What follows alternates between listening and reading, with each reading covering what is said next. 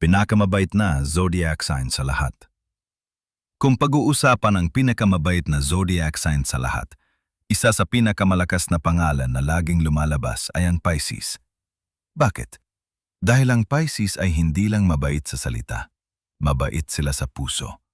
Sila yung taong marunong umintindi kahit hindi mo ipaliwanag ng buo ang nararamdaman mo.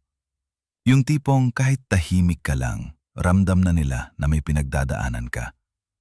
Ang Pisces ay likas na mapagmahal, maawain at sobrang sensitive sa emosyon ng ibang tao. Hindi sila komportable kapag may nasasaktan sa paligid nila. Kahit sila mismo ang mahihirapan, minsan mas inuuna pa nilang alagaan ang iba kaysa ang sarili nila. Sila yung klase ng tao na madaling lapitan kapag may problema ka. Hindi dahil perfect sila, kundi dahil marunong silang makinig ng walang panghuhusga.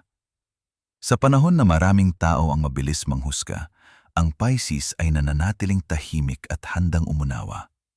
Relatable ito dahil siguradong may nakilala ka ng ganitong tao. Yung laging present kapag malungkot ka. Yung hindi mo kailangang tawagin pero somehow nandyan kapag kailangan mo. Minsan sila pa yung tahimik lang sa gilid pero sila ang unang makakapansin na hindi ka okay. Sa pag-ibig, ang Pisces ay totoo at malalim magmahal. Hindi sila mahilig sa laro. Kapag nagmahal sila, buo. Minsan nga sobra pa hanggang sa nakakalimutan na nila ang sarili nila. Kaya kadalasan, sila rin ang madaling masaktan dahil mas pinipili nilang maniwala sa kabutihan ng tao. Ang problema lang, dahil sobrang bait nila, madalas silang naaabuso. May mga taong ginagamit ang kabaitan nila, ang pagiging understanding nila, at ang hindi nila kayang tumanggi. Pero kahit paulit-ulit silang nasasaktan, hindi pa rin nawawala ang kabutihan sa puso nila. At doon sila tunay na espesyal.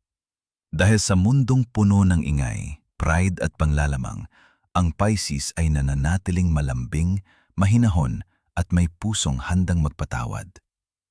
Hindi sila perpekto. Nasasaktan din sila, napapagod din, umiiyak din sa tahimik. Pero sa kabila ng lahat, pinipili pa rin nilang maging mabuti. At minsan, yon ang pinakamahirap gawin. Ang manatiling mabait sa mundong hindi laging mabait sa'yo. Kaya kung may Pisces sa buhay mo, ingatan mo sila. Dahil bihira ang taong tunay na mabait nang walang hinihinghing kapalit. At kung ikaw ay Pisces, tandaan mo ito.